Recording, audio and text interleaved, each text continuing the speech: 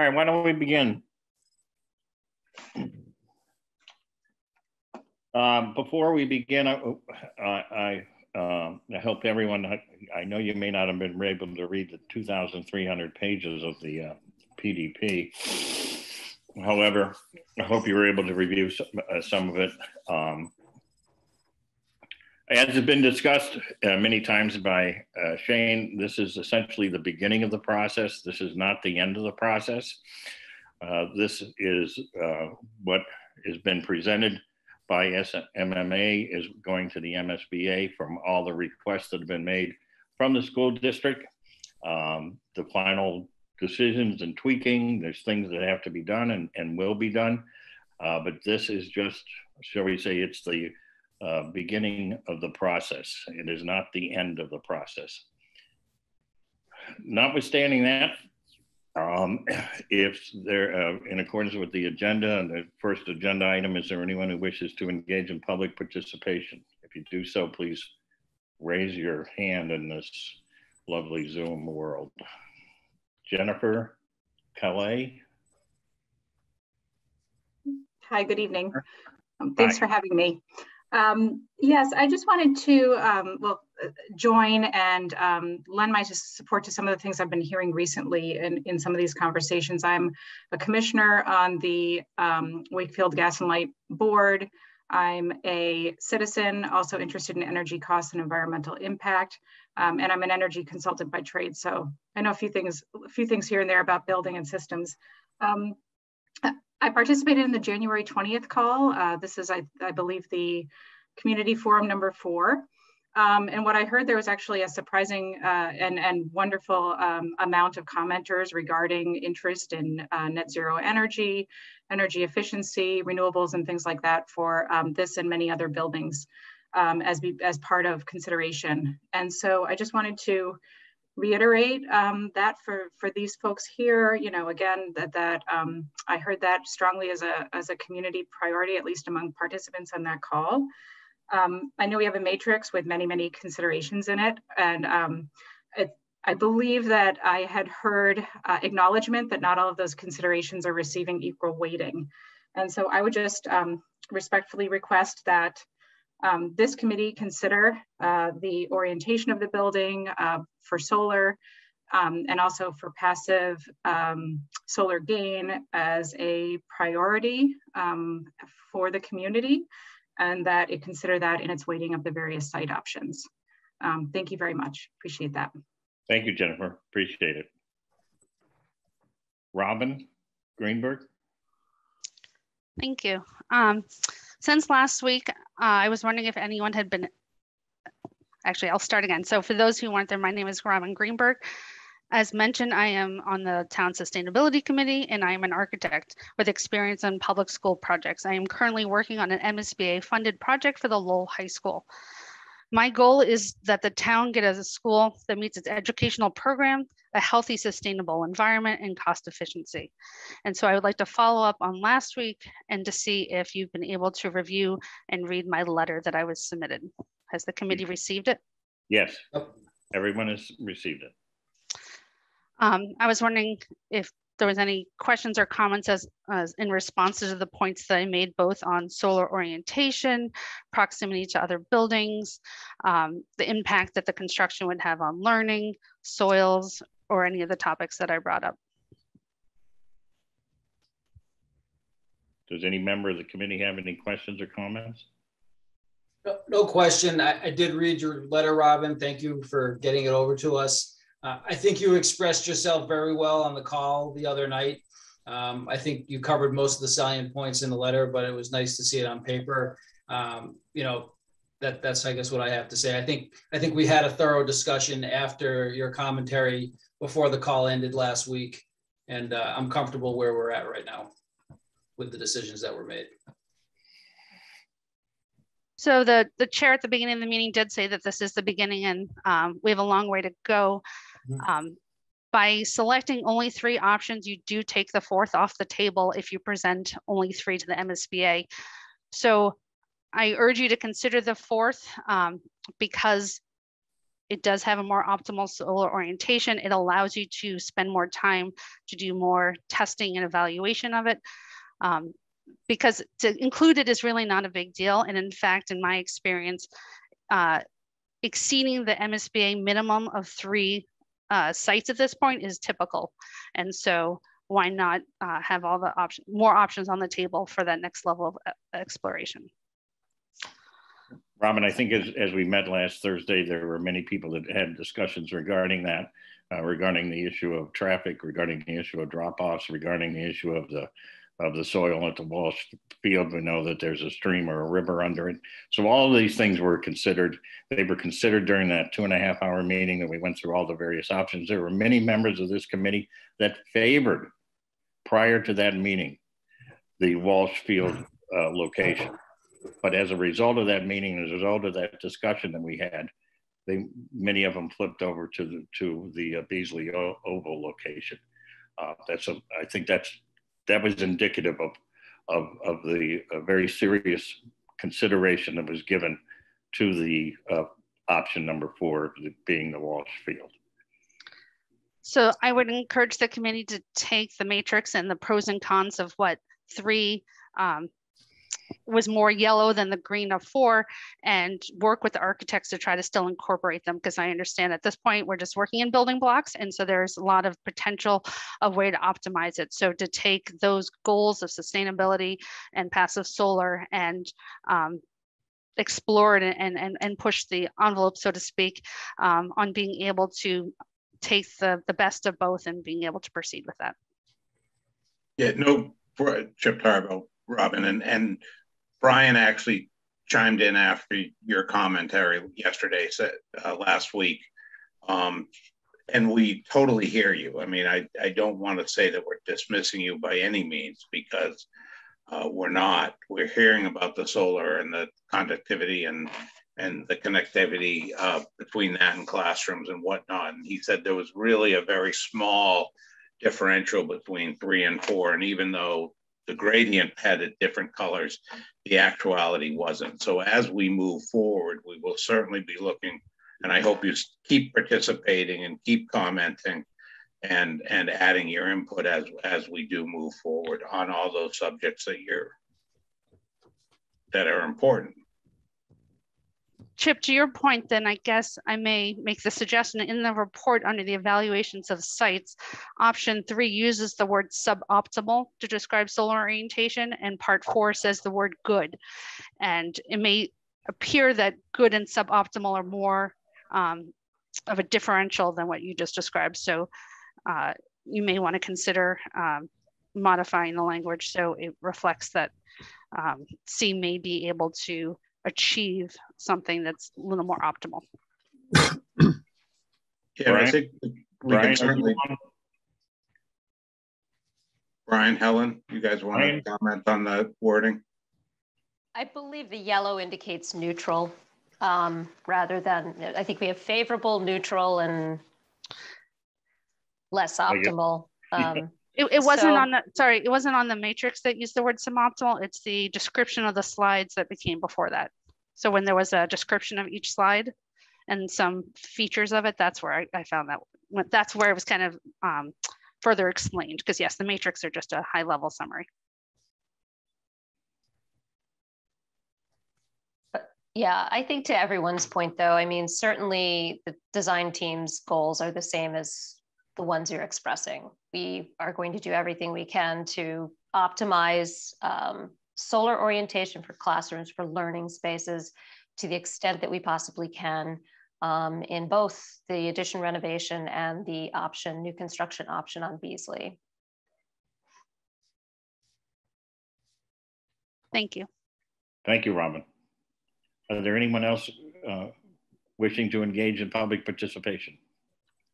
Yeah, if I could, this is Wayne Hardacre. Actually, I'm a non-voting member of the committee, and I did respond to Robin's letter. I guess no one's really seen it. I know I think it went to Shane.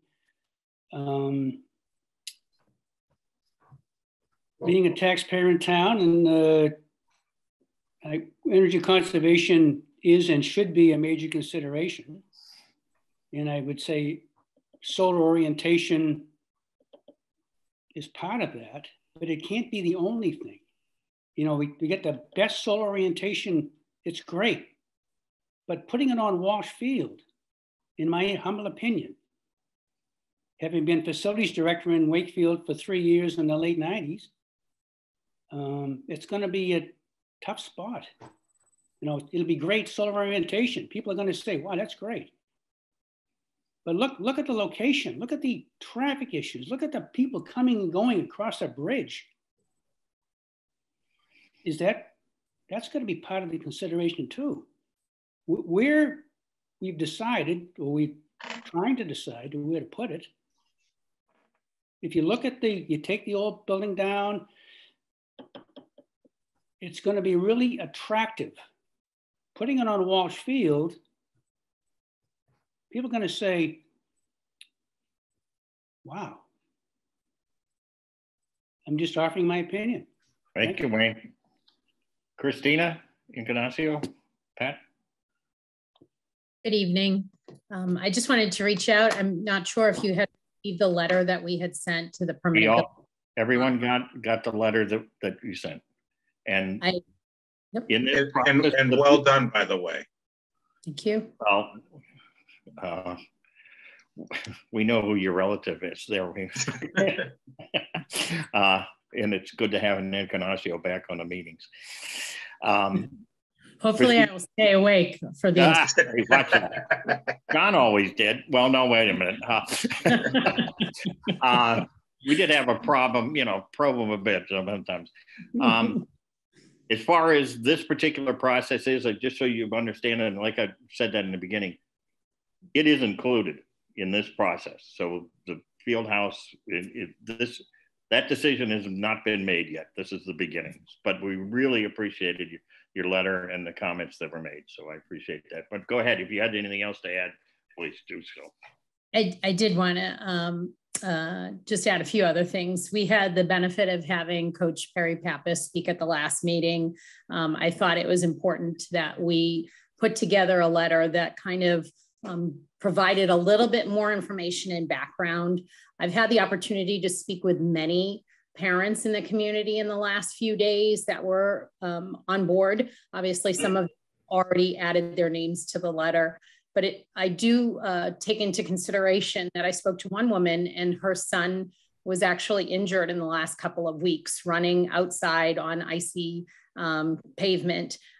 With the 2 feet of snow that we have received this past weekend, I've been driving quite a bit after that. It is dangerous to be in your car. It's dangerous to be driving around, never mind being forced to run outside. And with the cold weather and another storm on the way, we don't have an answer. We don't have a solution for these children. The track is completely covered with snow and they're forced to run outside. I know we have a couple of other members of the cross country and track and field boosters here that might like to chime in. Coach Pappas is here as well. So I will defer my time, but if you do have any questions for the letter, please reach out to me at any point in time. Thank you, Christina. Christina, may I just ask you Excuse me, Jennifer. Michelle had her hand up. Okay, I don't know what. Michelle? Hi, I'm Michelle Manassi, and I'm actually the president of the Wakefield Track and Field Boosters. So very appreciative of the letter that Christina wrote on our behalf. And we did put this together quickly. So I will tell you that we do have a lot of support out there between the alumni, the current parents, and the future parents. So we have a lot of support behind us. We would be more than willing to put that all together for you. But we are very fortunate, as probably many of you know, of the program that we have here. One of the great things that I think about track and field is, unlike any other sport, that everybody makes the team. And for us to be as successful as we are, it's also a great way to know that there is a sport and an activity for every student, and they would be included. So it's an amazing program that's had huge success. And we just really want to make it the best it possibly could be. And for the reasons Christina mentioned, but also we think that it would be a great opportunity for not only our sport, but other sports to be able to use that area as well. The track would be used by many sports in their training program, so it could benefit many different areas. We really look forward to considering it and watching the future plans come to fruition. Thank you, Michelle. Jennifer? Yes, and I apologize. I just wish for the record, since this is recorded, that you could just briefly summarize the letter, because I have not seen it, and I just wonder whether it would help folks very quickly to understand what we're talking about. Absolutely. So I had submitted a letter today to the Permanent Building Committee, copied Steve Mayo and the members of our committee, just outlining our desire to work with you as you're building the plans and putting into place what can be the new Wakefield Memorial High School, and trying to target offering the opportunity to include an indoor track in that field house. Right now, it is my understanding that there's only a certain amount of space that is allotted, and it wouldn't be able to house a track. Our current field house footprint is not large enough to accommodate the size of the track team. Currently, there are 49 student athletes on the girls team, on the boys team, and 51 student athletes on the girls team, with 846 members of Wakefield Memorial High School. That represents about 12% of the population. We're trying to fight to get time inside when there is inclement weather with all of the basketball teams, the wrestling team that might be in there as well. So there's not a lot of space for them to do that. Some of the athletes have gotten injured trying to train inside, and then a number of the athletes are forced to run because they're mid-distance or distance outside, sometimes in the dark, sometimes in the ice. We highlighted a number of the different successes that Wakefield has had over the past few years, including state championships, state champions, some of the accolades of the coaches and the individuals as far as all-stars and all globe and all scholastic choices, as well as some of the records that have been broken, as well as some of the competitions and higher level competitions that they have been able to participate in. And then finally, as Michelle had just mentioned, really talking about how this is truly a life sport. It's an opportunity for some of those children in middle school to take a look at where do they want to be in high school. They may not have been participating or really enjoyed playing soccer or baseball or basketball. They may not have felt part of a community, but track and field and cross country give an opportunity for every child to participate, no matter whether you're the best athlete out there or you have trouble, you know, in some of your regular sporting events. For you to start, learn, become part of a team, have a cohesive bond, feel good about yourself, and compete. There are a lot of sports out there that you might make the team and you never get to be able to compete. Track is one of those and has allowed all of our student athletes to really find success. It has been one of the programs that has been the most cohesive out there, as well as allowed children to find success academically because they are forced to practice every single day. They need to be in school every single day. And we have had many valedictorians, salutatorians are in the top 10 for each one of those classes. I personally have had 2 children that have been part of the program. I really have enjoyed working with the coaches and the boosters and the parents out there. You can't ask for nicer people that are out there to support and cheer on their team. The indoor track facility would be a huge benefit because there aren't very many indoor track facilities in all of the Middlesex League. In fact, there are only 3, and they are all part of the larger division.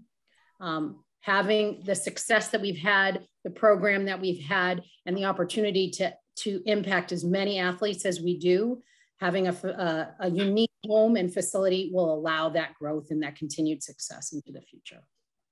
Thank you, Christina. Joe? Chip? Yeah, I think it's important just and we totally love the enthusiasm that the track boosters have and whatnot. So having been the one that first brought up this subject, just want to make sure everybody understands that at this point, the PDP is including a 30,000 square foot part. We'll probably get pushback from the MSBA. The MSBA only allows a certain amount of square footage for gyms and field houses. So at this point, we have included it. It is part of it. We understand your passion. Our goal is to make sure that all the teams, wrestling, basketball, indoor cages for baseball, all of those things. And yes, a bigger field house is the way to go. So we get your passion. It's part of this process now. It's what we're looking to hopefully do. And until we put this PDP in and get feedback from the MSBA, we won't know what direction that has to take or how much we might have to push. So in an effort to narrow this down and not have 20 or all 120 parents of all kids that participate tell us how much they'd love to have a track. It's in, it's part of it. Let's move on and continue for the rest of the conversation.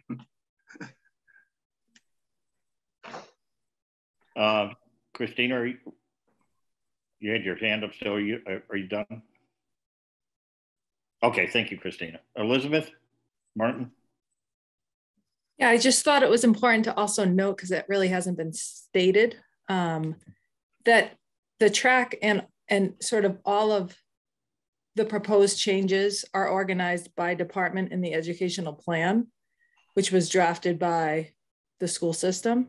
So the track, a desire for batting cages, a need for some band modifications, how students assemble at lunch are all, every department at this stage, whether it's a discipline, athletics, administrative, special education, every department in the educational plan has noted changes. And all of that is being sent as part of the PDP. So it's not like anyone's cherry picking at this point. It's all being sent for evaluation and feedback. And then I think the committee would be at a point to, I think, respond as to what the initial thoughts on the state are, reconciled back to our educational plan, which really is the plan that will drive, the design team and the development of the building. Thank you, Liz. Is there anyone else who wishes to engage in public participation? Seeing no more. Shane, the next item is the adoption of the PDP. Is that correct? Shane, you're on mute. Shane. It is, Joe. Yeah. So we had just again presented some slides showing. Jane, we're not going to go through the whole thing at all. It's 2,300 pages long. It certainly wasn't. Just again, I just showing the table of contents, Joe. I think everybody's received the PDP to review. So I'll really just open it up to you and your committee. What I'd like to do is do this in a formal manner. I'm going to ask for a motion to approve the PDP to be sent to the MSBA, and someone who second it. And then we will have a discussion on the PDP, and at the end of the discussion of both. So Joe, I move that we grant SMMA and left field permission and approve and adopt the PDP that we have been presented this evening. I will second that motion, Chip. Thank you. So we should specify you approve submission to MSBA, Chip, please. Yeah, to submit it to MSBA. And as written and formalized on February 1st, 2022. Agreed. Any discussion? So this would be the point if anybody had questions, comments on the PDP to jump in. I'm just curious if the MSBA actually goes through all 2,300 pages, Shane, or if they just look at the key stuff that we, covered in detail. No, they'll go through everything. I'm not sure how much detail they'll go through some of the reports, the analytical information. But certainly they will turn every page. All right. That's all I had.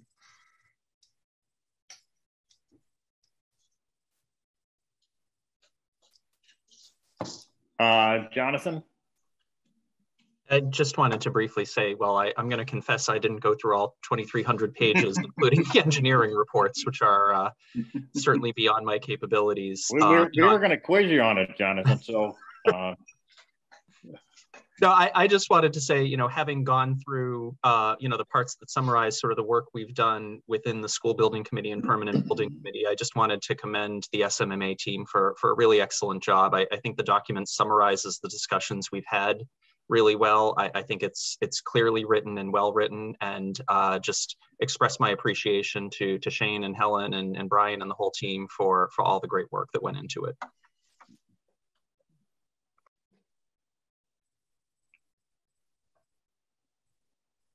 Are there any other? Yes, Doug. Thank you, Joe. I wanted to just reiterate or restate what the point that Liz made is that this document is a comprehensive document. Everyone has had, every department has had say in this. Teachers have seen it, curriculum coordinators have seen it, department heads have seen it.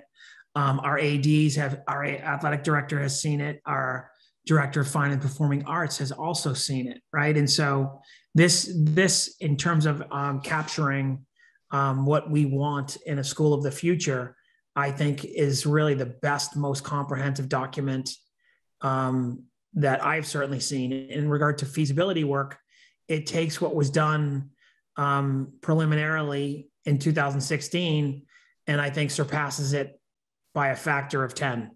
It's just really an impressive piece of work. And I do think Left Field and SMMA really left no stone unturned here.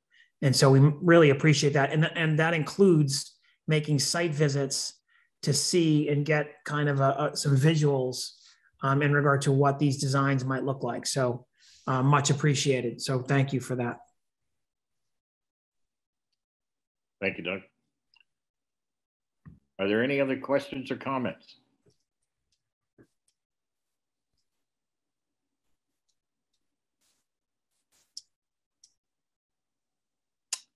Okay.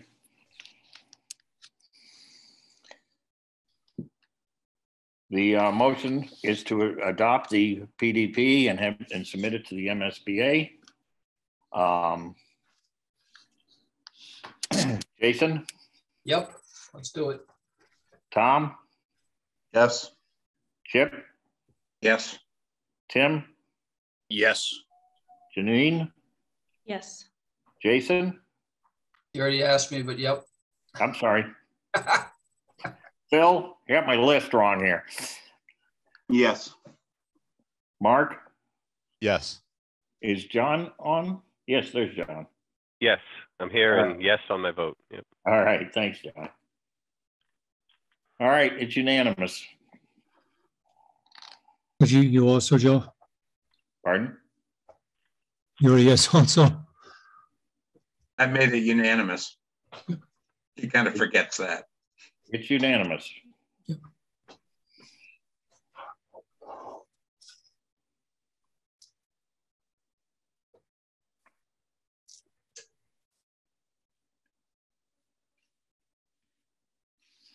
Shane, do we have any other business tonight?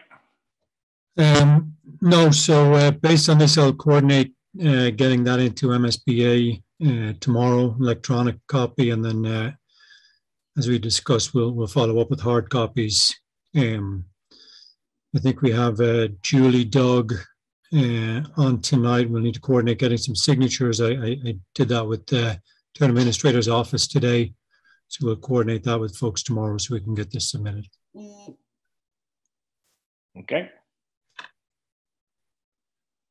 I would like, at this time, I'd like to thank everyone. I know it was a lot to request to review in a short period of time. And I commend you all for doing so. And I know some people had comments, and we were able to answer some of them, and we greatly appreciate that. So the next meeting is when? February 10th. Okay. For a full committee meeting? Yeah, I had reviewed sort of the proposed agendas. Chip, at the last one, I can send that out to the full committee. It's on the website also. Okay, I don't know that I saw that invite come through yet. Oh, no, the agenda hasn't been posted yet. But I'll send the list of meetings out to everybody. They're all on the website. all right. Send the agenda out for the 10th. Yep. Is there anybody has anything else? If not, I will gladly accept a motion to adjourn. I move that we adjourn. I second. Good night, everybody. Good night, everybody. Thank you All right, again thank you. for Thank taking you.